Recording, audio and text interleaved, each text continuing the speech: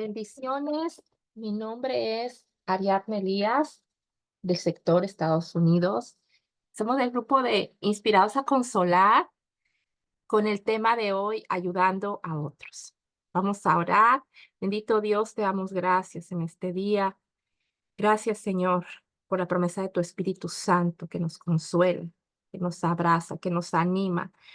Te pido que en este día, Padre, cada persona que va a escuchar esta grabación sea vivificada por el poder de tu Espíritu Santo, sea fortalecida, sea animada y sea abrazada por tu presencia. Señor, capacítanos para hacer esa extensión de amor tuyo. Señor, te pido que traigas consuelo, sanidad, liberación a cada persona que va a ver esta grabación. Te doy gracias, Señor, por este tiempo y nos ponemos en tus manos. En el nombre de Cristo Jesús. Amén y amén.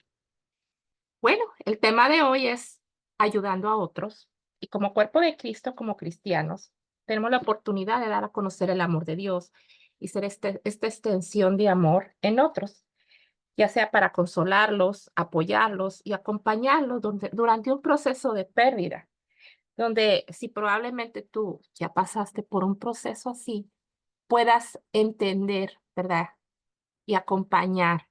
Pero hay algunas pautas específicas que queremos proporcionar como guía para poder mejorar, para poder ayudar a otros de una manera más efectiva.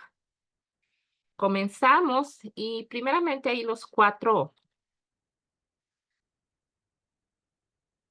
nos de de este acompañamiento. Y el primero es no alejarnos del pariente y el amigo. Porque por lo regular cuando hay una pérdida, el doliente se ve inundado de visitas, de muestras de acompañamiento, de llamadas. Y bueno, esto es durante un proceso tal vez de 2 a 3 semanas, pero posteriormente la persona, el doliente experimenta o entra en una fase de aislamiento porque luego ya cada quien se reincorpora a su vida. Y bueno, el doliente necesita apoyo de manera continua, constante. Entonces, probablemente esta persona va a necesitar un acompañamiento para hablar, para recordar, ¿verdad? Entonces, esos son los primeros no. El segundo es no demostrar lástima por la persona. El tercero es no buscar la compasión para nosotros mismos. Y el cuarto es no juzgar a la persona por sus respuestas. Y aquí vamos a entrar en esta pauta de algunas frases a evitar, ¿verdad? Entonces,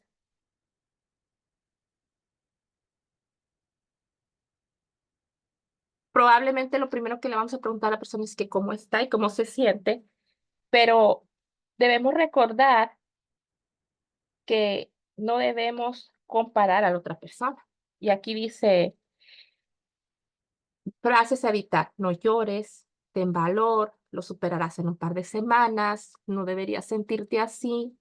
Después de todo, tienes al Señor y es tiempo de que te pongas bien. No querrás que mamá te vea así. Algunas otras frases son, las necesidades del pasado deben quedar atrás, avancemos hacia el futuro con Dios, por lo menos no sufrió. Bueno, alégrate por lo menos de que no era tu único hijo. Todo el mundo se muere tarde que temprano, solo se murió antes.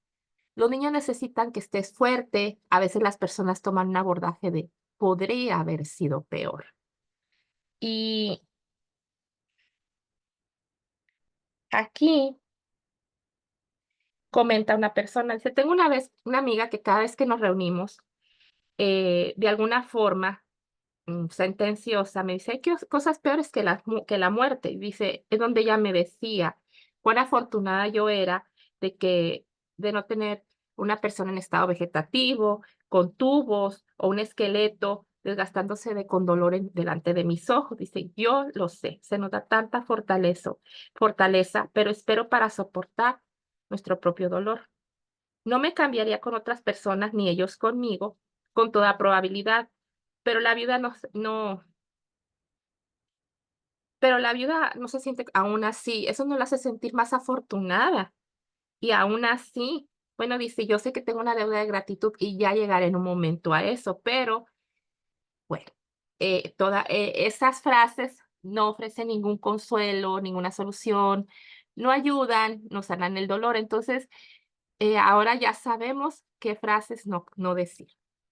Tercer no es no sentir compasión por uno mismo, porque algunas personas llegan hablando acerca de su propia pérdida para tratar de manifestar angustia y empatía.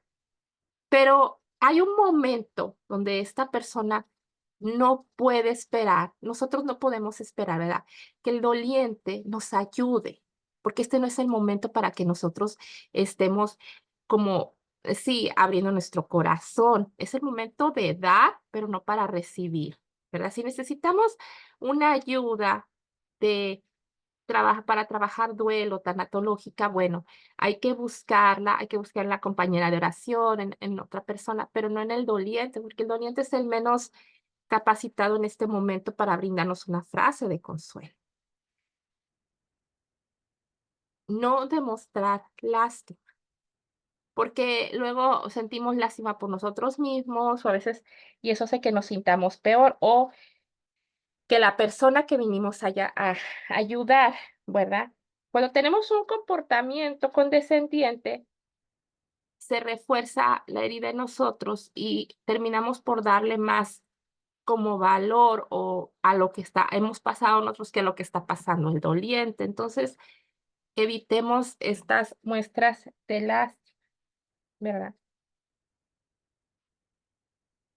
Nosotros vamos a tener perspectivas propias acerca de lo que está pasando, pero nosotros debemos soltar eso, porque no hay una manera donde el doliente tenga que responder o cómo tenga que actuar o cómo tenga que gestionar su proceso, sino que cada persona somos diferentes y entonces nosotros no somos como una autoridad sobre las respuestas que esta persona debería de tener, ¿verdad? Entonces, lo primero es aceptar a las personas que sienten pena, reconocer, ¿verdad?, que están pasando una pérdida. Y hacerles saber que los sentimientos que están experimentando son normales. Primero, cuando llora, decirle: "No quiero que te preocupes porque lloras frente a mí, y a veces es posible que me encuentres llorando contigo". Y eso es como una pauta, ¿verdad? Porque, pues, esa es una manifestación de empatía.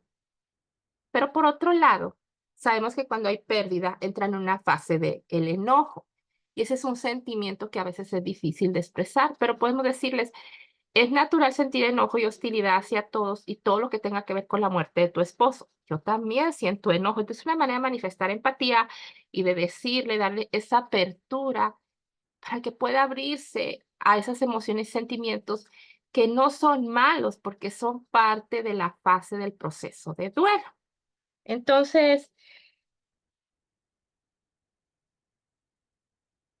frases como: debe ser difícil encontrar las palabras para expresar tu enojo, tu sensación de desvalidez y frustración. Y es importante que expreses tu enojo o ira sin importar cuánto te desalienten los demás, ¿verdad? Claro, de una manera sana, hablando, ¿verdad? No desquitándose, sino con dentro de un límite, de un marco sano del poder hablarlo, ¿verdad? Poder expresarlo, porque el poner nombre a las emociones nos capacita para reconocer lo que estamos sintiendo y al mismo tiempo poderlo trabajar.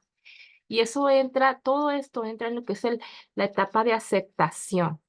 Aquí el versículo dice: sobrellevar las cargas los unos de los otros y cumplir así la ley de Cristo en Gálatas 6:2. Y la palabra nos envía, ¿verdad?, a acompañarnos.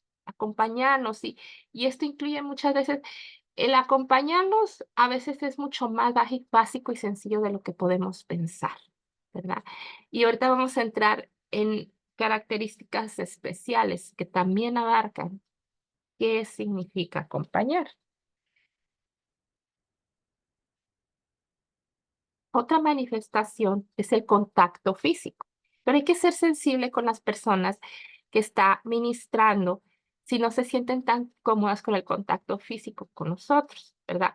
Ya sea un abrazo, como en el caso de esta chica en la foto, ella le impuso la mano en el hombro, tomarle la mano a la persona, pero El contacto físico en alguna manera es muy sanador porque dice calma el vacío del dolor interior.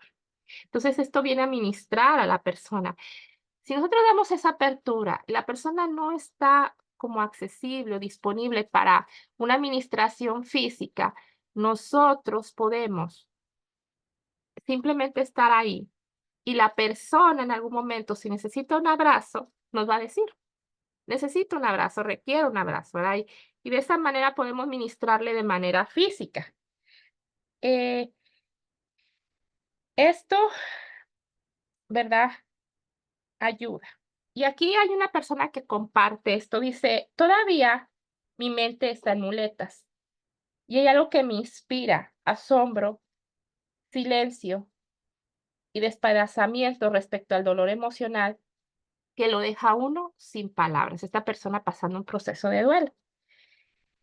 Tal vez los afectos físicos sean mejores y he mencionado mi necesidad de un abrazo y creo que otras personas se sienten igual. Es un consuelo humano sin límites. Dice, vi un dibujo animado sin leyendas y decía, máquina dispensadora de abrazos, 25 centavos. Dice, ojalá la tuviera instalada. Y eso manifiesta el deseo de algunas personas en ese momento de que un abrazo involucra mucho más que el decir, a veces no es tanto lo que tengamos que decir, sino llevar un abrazo y es una forma de decir, estoy aquí, ¿verdad? Bueno, si queremos poder, estamos en esta capacitación de aprender a hacer acompañamiento en un proceso de duelo y en todos los procesos, ¿verdad? Saber escuchar, porque es uno de los mayores dones que podemos darle a un doliente en que está pasando un proceso de pérdida. Y escuchar es un arte bello, pero es un don de importancia espiritual que podemos aprender a dar a los demás. Aquí hay dos escrituras y primero Santiago 1:19 dice, todo hombre sea pronto para oír, ¿verdad? Y él dice, en Proverbios 20:12 dice, el oído que oye y el ojo que ve, a ambas cosas igualmente hecho Jehová. Entonces, el don de escuchar es cuando validamos, reconocemos los sentimientos de otros, y es una expresión de amor, otorga un sentido de importancia, amor y esperanza al otro. ¿Qué es escuchar? A través de escuchar, nutrimos, validamos los sentimientos de los demás, como decíamos anteriormente, especialmente cuando están pasando por un proceso de dificultad en la vida. Y tal vez el ayudar a otros y en esta capacitación no es solo cuando una persona pasa pérdida. Hay muchas situaciones en la vida que generan dolor, generan sufrimiento, donde la persona necesita hablar y ser escuchada. Escuchar significa ocuparse de y acercarse a la persona a la que está escuchando. Y aquí es con una apertura, ¿verdad? De que esta persona nos está invitando, ¿verdad? Si la persona que sabe escuchar, las demás se sentirán más aptas de invitar a la vida de cada una de ellas. Entonces, a través de esto, la persona es como nos está abriendo no solo su corazón, sino parte importante de su vida, nos está haciendo partícipes al compartir lo que pasa en ella. Escuchar es una expresión de amor porque involucra querer lo suficiente a la otra persona como para tomar en serio lo que la otra persona está expresando, que no son solo palabras, sino, como decíamos, nos está invitando como un huésped a su vida. Escuchar requiere apertura a todo lo que comparta, sentimientos, actitudes, preocupaciones, así como también palabras, pero las palabras ilustran toda una carga que puede haber en el corazón de la persona. Ahora, dice, escuchar es prestar atención a lo que alguien más está comentando con nosotros, con usted, no lo que nos está diciendo, lo que nos está compartiendo, lo que nos está dando, que es una parte de su corazón. vamos a ver la diferencia, porque la palabra de Dios convoca a cada creyente a escuchar. Y hay una diferencia entre oír y escuchar. Y oír es obtener el contenido de una información para nuestros propósitos. Y al oír nos preocupamos, ¿verdad? De lo que está pasando dentro de nosotros durante la conversación y precisamente que vamos a responder. Pero al escuchar y acercarnos a la persona, estamos tratando de comprender a la persona y colocarnos en su lugar. No por el bien de nosotros, sino por el bien de la otra persona. Y no estamos preocupados por formular respuestas. Estamos concentrados en lo que se está diciendo, porque muchas veces, aunque nos están comentando algo, no tenemos que tener una respuesta a cada cosa, sino aprender a escuchar y decir, te entiendo, tienes razón, o a sentir con la cabeza, ¿verdad? No es que tenemos que tener todas las respuestas. Escuchar es, me coloco en ese lugar para poder entrar y entender lo que está pasando dentro del corazón de la persona. Escuchar con cariño es muy importante para ayudar a los demás. Y nos escuchamos el contenido emocional que abarcan las palabras que la persona está expresando. Y el escuchar con cariño es una manera en que nosotros extendemos una invitación cálida de apoyo, cuidado y aceptación, y donde la persona puede expresar sus gozos, sus preocupaciones, sus heridas más profundas.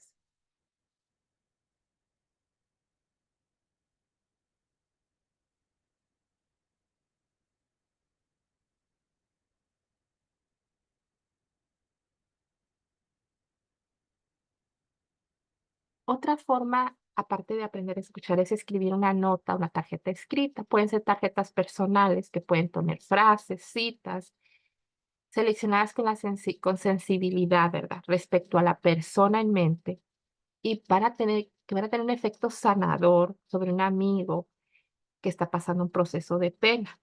Citas cortas, dice, de consolación. Y aquí te voy a dejar unos ejemplos.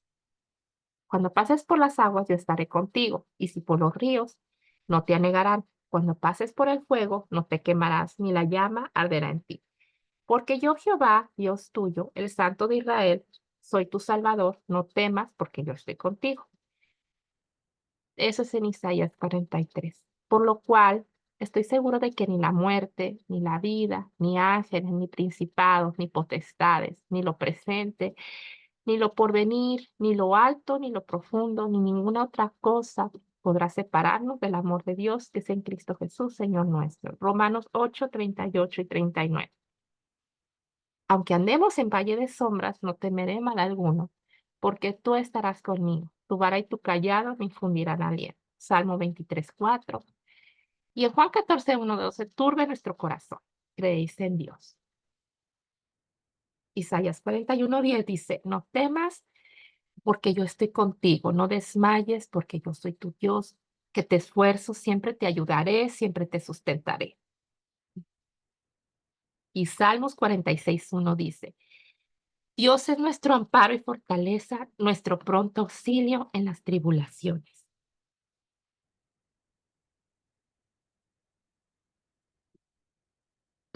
Algunos extractos de libros que podemos colocar en alguna tarjeta. Y aquí trajimos unos ejemplos el día de hoy. Un libro que dice, cuando llega la angustia, dice, ojalá tuviera una palabra mágica para enjugar tus lágrimas. No conozco ninguna palabra mágica, pero conozco un Dios que pueda sanarte y puedo encomendarte a Él. Recuerda, la puerta de la muerte es la única puerta que conduce a la casa del Padre. Él estará esperando allí para saludar y dar la bienvenida a sus hijos. Una oración que encontramos en un libro dice, estoy vacío, Padre, siento resentimiento, incluso hacia ti. Siento pena, no solo por quien he perdido, sino por la parte amorosa de mí mismo que parece haberse muerto también. Tú, que en otras oportunidades has traído a los muertos de regreso a la vida, revive mi capacidad muerta de vivir, de estar cerca, de interesarme acerca de este mundo y por quienes conozco. Creo, insisto, en que tú puedes sanar esta herida mortal. Hay otro libro que se llama Promesas Maravillosas. Dice, Señor, cuando en ocasiones mi vida en este mundo parece demasiado como para soportarla, ayúdame a reclamar tu maravillosa promesa de victoria sobre las lágrimas, la muerte, la angustia y el dolor. Te agradezco porque todas las cosas se renuevan a través de ti y porque yo comparta tu reino. Qué hermoso, ¿verdad? Son algunos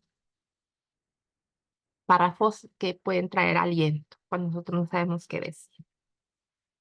Y una habilidad que tenemos que aprender durante el proceso del del acompañamiento es es la paciencia. ¿Por qué? Porque la paciencia involucra que vamos a oír la historia muchas veces a través de detalles. ¿Por qué la persona narra la historia varias veces una y otra vez? Para poder entrar al proceso de aceptación requiere esta narración continua, esta narrativa continua. Para poder entrar en ese proceso de aceptación, está tratando de entender y por eso vas a escucharla, repetir y repetir la historia. Dice, como decíamos, hay un momento donde tal vez el enojo se va a hacer incómodo y tal vez nosotros queramos decir suficiente, pero entender que el enojo es parte de las fases naturales del duelo. Y si son manifestaciones sanas, que aunque está enojando, que está enojada y que está llorando, son límites razonables, hay que simplemente, ¿verdad?, acompañar. Esa es parte de. No hay un tiempo para sanar. Y un sobreviviente, dice, está lleno de pena y debe tolerar mucho dolor antes de que se produzca la sanidad. Por eso es que la persona entra en esta repetición, ¿verdad? Porque es una parte de gestionar el dolor, el hablar, el llorar, el enojarse. Y entonces, esto es parte de lo que es un proceso y ser paciente con la persona, el doliente que está manifestando, ¿verdad? Estas, estas áreas, estas fases del duelo.